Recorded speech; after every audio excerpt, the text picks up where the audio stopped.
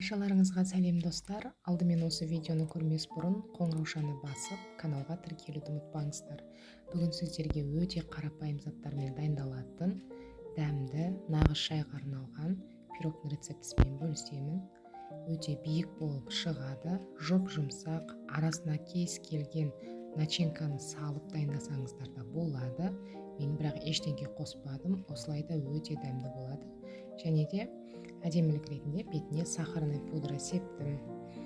Міндетті түрде дәл осы рецептпен жасап көріңіздер. Бізге қажет 3 жұмыртқа, сұйық май, қант, ванильді сахар немесе ванилин қажет болады, қамыр қопсытқыш, сүт және де ұн. Міндетті түрде електен өткізіп алыңыздар, және де жұмыртқамыз бөлме температурасында болуы қажет. Ыдысымызға жұмыртқамызды, кейін қантымызды салып, жақсылап миксердің көмегімен қантымыз ерігенше миксерлейміз. Толықтай қантымыз ерігенше миксерлеп аламыз.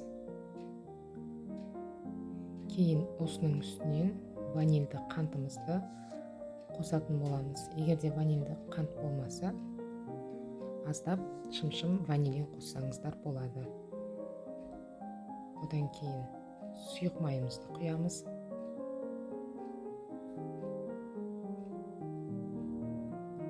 Тағы да бір қайтара миксерлейміз.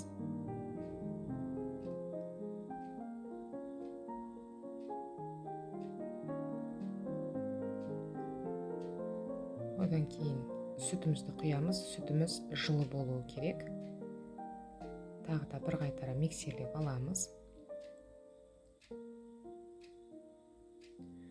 Және де електен өткізілген ұнымызды қосамыз.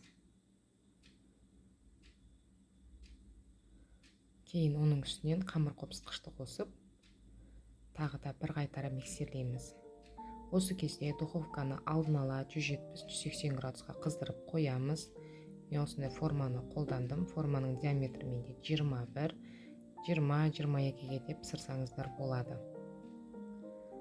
Осылай формаға құйып алып, алдын ала қызған 180 градуста 40 минут аралығында пісіп шығатын болады. Міндетті түрде сіздер де осы рецептпен жасап көріңіздер. Өте дәмді. Формадан толықтай суытып барып шешеміз. Дәл осы рецептпен жасап, каналға тіркеліп, комментарий қалдырып, лайк басуды ұмытпаңыздар.